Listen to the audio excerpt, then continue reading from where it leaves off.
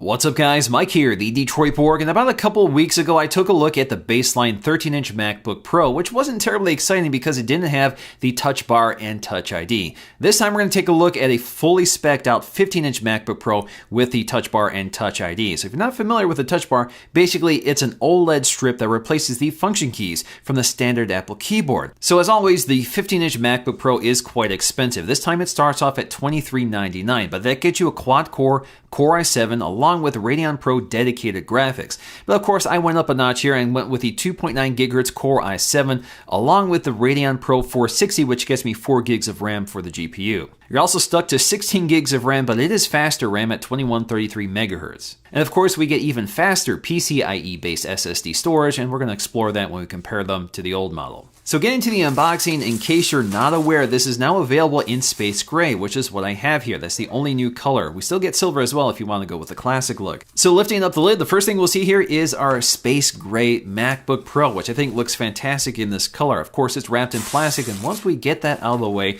we can go ahead and lift up the lid and remove the piece of paper that's protecting the glass display. Now, as you can see in this case, soon as you open up the lid, it boots up right away. That's a new characteristic of the MacBook Pro. Also new with the new MacBook Pros is the elimination of that classic Mac boot up sound. So now it's completely silent. There's also a slight tweak to the setup process here because we have a Touch ID sensor built into the power button. So this is a second generation sensor, which again is covered with sapphire glass, and it's pretty quick to set up. And because this is Touch ID, you can use this for payment, so you can set this up as well through the setup process. Now, before we dig into the details of the hardware, let's get to the accessories, including our packet, which includes some paperwork on how to set up and use the new MacBook Pro, in addition to white Apple stickers, which once again don't color match the MacBook Pro like they do with the MacBook. And of course, we have our new power adapter. So this is a USB-C device, which means we don't have MagSafe anymore. So the adapter itself has a USB-C port. It's no longer tied to the MagSafe cable, so if you break the cable, you don't necessarily break the power adapter, so you can buy them separately. Of course, the wall adapter is once again removable, so you can extend this with an extension cable or use an international wall adapter. And before you ask, you will not find an extension cable hidden underneath the tray, which is an old internet joke. Now personally, I've never been a big fan of the MagSafe connector just because it's very proprietary, so that means you have to replace it with an Apple accessory. The other problem is it just disconnected way too easily. But I do miss the LED indicator, which let me know when it's charging and when it reached full charge. But like an iPhone or an iPad, when you connect the USB-C cable, it does make a tone to let you know it's charging. So just like the 13-inch, the 15-inch is also thinner and lighter than the previous generation. In fact, it's a full half-pound lighter, which now measures at 4 pounds, which makes it a lot more portable, although it's still a pretty large laptop. Although the overall footprint is now much smaller and more compact than before. So when it comes to our display, once again, we have a resolution of 2880 by 1800 over 15.4 inches. That's good for 220 pixels per inch. Although these are the same specs as the previous panel, it is 67% brighter, and the display now supports the Cinema P3 standard for a wider color gamut. So colors are much more vibrant, and with that brighter display, we have deeper contrast, which gives you a lot more depth to the screen. And generally speaking, it looks a lot more vivid and definitely makes an impact. Now, something you might notice if you're an existing 15-inch MacBook Pro user is the fact that the new MacBook Pro has smaller text and smaller icons. Basically, everything has been scaled down, so you have more screen real estate. Well, they've changed the default scale for the 15-inch MacBook Pro, and you can change this if you want to go back to something you're more used to. Although we still have a very glossy display, they have improved the anti-reflective characteristics, just like on the 13-inch, so you're seeing that improvement here on the 15-inch as well. Now, once again, if you haven't heard, the backlit Apple logo has been sacrificed for this new display technology. I think that's a worthy trade-off, but of course it would be nice to have that signature feature retained. So when it comes to the keyboard, this is the same one that's also on the 13-inch. It's also the same size, which means you have all this space around it. So we have these large speaker grills on either side, and of course, we have that gigantic trackpad just below it. So this is a Force Touch trackpad, which works as it did on the previous model, but of course we have all this surface area. Now, because this trackpad is so wide, you have to rest your palms on it in order to type. But we have excellent palm rejection, just like on the 13-inch model, but it's especially important with this 15-inch model because the trackpad is even wider, so you're definitely going to be resting your palms on this while typing. So I can rest my palms on the trackpad, even lean pretty hard on them, and it doesn't register a click. So again, this is a force touch trackpad, so it replicates a physical click with a vibration motor called a taptic engine. So you're not getting a physical click, it's just a force sensor that detects whether you're pressing with your fingers or leaning on it with your palms. Now, in my previous MacBook Pro video, I talked a lot about the keyboard, which is using a second generation butterfly mechanism from the original MacBook, which this originated from. So it's a much better keyboard than that one. So if you were put off by that keyboard, this is definitely worth taking a look at. I've actually been using it for a few weeks on the 13-inch model, and I absolutely love it because it's so fast. It's got a much more solid click than the previous model, so you get a lot more feedback, so you're much more confident when striking the keys with this keyboard. And because the keys are much more solid, there's a lot less mechanical action taking up your time, so you can fly across this keyboard. So if you're a fast typer, you're going to love this one. This keyboard also has much better lighting than the previous model. Each key gets its own LED light, so there's much less light leaking, and the keys themselves are much brighter than the previous model. And incidentally, with that OLED touch bar toward the top, because it's OLED, it actually matches pretty well to the keys below it. So the colors and the lighting are very similar. Now, the new MacBook Pro looks a lot like a blown-up version of the MacBook. We have the same integrated hinge, which is milled out of the same one piece of aluminum that forms the top, which makes it look a lot neater than the previous model, which had a plastic strip here, which was part of the antenna system. Ventilation has been minimized, although you'll find ventilation hidden within the hinge of the MacBook Pro, which is now much smaller than the previous model. But unlike the baseline 13-inch MacBook Pro, we also get ventilation on the sides, which is especially important for a high-powered computer with a Core i7 processor and dedicated graphics. This is somewhat similar to the ventilation on the previous MacBook Pros, but it's a bit longer than the previous model, and the built-in fans are designed to be much quieter than previously. Of course, the big story with the MacBook Pro this year is the I/O. We've gone with all USB Type-C connectors, and on the 15-inch MacBook Pro, all 4 of them are full 40 gigs per second Thunderbolt 3 ports as well, which means they're very high-speed ports. They can power 5K displays, high-speed data transfers, and if you have the right adapter, you can use any devices on this, from HDMI, DisplayPort, SD, or USB Type-A connectors.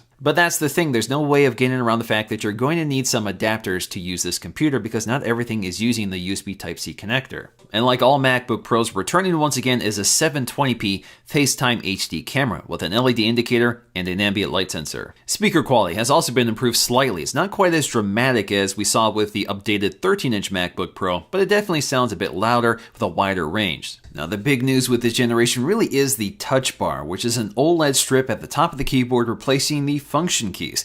Now, the function keys are still here. They're virtual buttons this time, and they sort of move around, but they're always available. Now, the touch bar itself is OLED, so it only lights the pixels that are needed, so it does blend pretty seamlessly with the keys themselves. It's a very nice looking design. The touch bar has sort of a matte texture which matches the keys, and it's also very anti-reflective, so you won't get a lot of glare on the strip. Now, to the far right, we get our Touch ID sensor, which does have a sapphire crystal lens over top of it.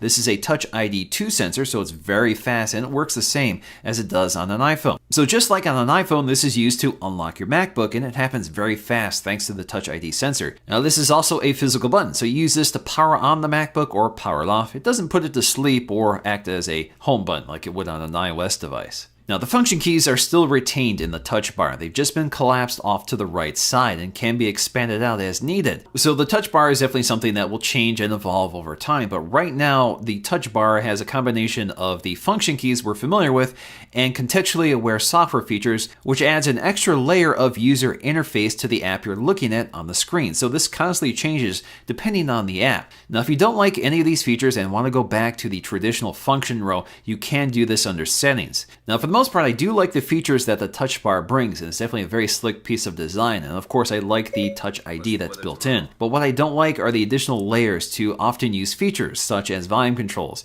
I now have to bring up the volume controls to get to a slider to adjust them. I either have mute or I have to activate the slider, which is not as quick as just using dedicated keys. Of course, you get more precise control, and eventually I think you'll get more customization options, but for now it's kind of a barrier that I wasn't expecting. Now, I think a lot of people have some concerns about the escape key, and there is this extra space off to the left side, and I think that's just part of the hardware design. But even if you tap this area, it still works as an escape key, so the entire surface is still touch sensitive. So I don't think you really have to look to see the escape key. Now, the other issue is that the escape key disappears depending on what app you're looking at, but there's always an X icon there, so if you need to activate the escape key, you'll just hit the X icon, which closes out that feature and brings you back to the escape key so you can hit it again. Now, there are countless ways in which this touch bar can be used by other apps. So for example, in Final Cut Pro, you get some editing tools built right into the touch bar, which is very useful. Or if you're watching a video of any sort, either on YouTube or within iTunes, you'll actually get some media controls right up top. And they're more than just media controls. They also include shuttle controls and sliders. And that's kind of nice because that means you can interact with the video without bringing up the interface that blocks your view of it. Now, this touch bar also brings a bit of iOS to the Mac. So you'll see some autocomplete options when you're writing messages. You'll even have an emoji keyboard, which you can bring up. And within that emoji keyboard, of course, you can search for the ones you want, select the category you want to browse, or long press on items to get to different options like skin color. More useful are some of the markup features, such as bolding, italicize, or underline. You can even change the layout or subject headings. You can also change the color of text, and you have a really neat interface here for that. You can change the color, the intensity, you can go with a standard color, or pick anything from a color selector. So it's kind of neat to see the keys sort of transition to these bright, vibrant colors and images. Now, less useful but kind of neat is the timeline within the Photos app. So I can scrub through all my photographs and see little thumbnails right on the touch bar itself. But I really like some of the features within Safari. So for example, I can create a new tab. I can see the open tabs with a preview of the website right on the touch bar, or I can open up any one of my favorites. The touch bar is highly customizable at the app level. So if the app supports the touch bar, if you go to View, you'll see the touch bar settings. This basically brings up an interface that allows you to drag and drop the various tools that are available for that specific app. So this allows you to drag and drop a few items, but of course you're limited here because we don't have too much real estate. You can also drag and drop to remove anything you don't want in the touch bar. So when it comes to performance, I have the most powerful version of the MacBook Pro you can buy. So this should give you a rough idea of what performance is like. Now, Apple is primarily focusing on the graphics performance here. And Apple says you should see about 130% improvement over the previous model. So that's definitely where the strength of this laptop is. Now, when it comes to the standard Geekbench test, the differences are not quite as definitive. Of course, there is an improvement with the new model, but it's not that significant. We also get much faster SSDs, well above 2000 on the read speed and near 2000 on the write speed. That's a significant improvement over the previous model. Now, the interesting thing about the new MacBook Pro is that the battery is much smaller. We go from 99.5 watt hours to 76. But Apple says it should deliver an average of 10 hours, which is an hour better than the previous model. Ultimately, there's a lot to like about the new 15-inch MacBook Pro. It's got a great design that's much more compact than before, which makes 15 inches a lot more manageable than it used to be. We have this fantastic new display, and we have that massive trackpad, which is very clever. And the touch bar definitely adds a new layer to the interface, which is genuinely useful if used right. And of course, this is something that will evolve over time as software and applications are updated to use it. And it's fantastic to finally have Touch ID for logging in and Apple Pay. But there's no getting around the fact that some Pro users are not too happy with the I/O situation. Of course, that means you're going to have to use dongles with basically every peripheral you already have today, and USB-C really isn't that ubiquitous yet. So what do you guys think of the new 15-inch MacBook Pro? I would love to know your thoughts in the comment section below. And of course, I will have the 13-inch MacBook Pro with Touch Bar and Touch ID coming in shortly, so stay tuned for those videos. Hope you guys enjoyed this one. If you did, please give it a thumbs up to let me know, and I'll see you again in the next one.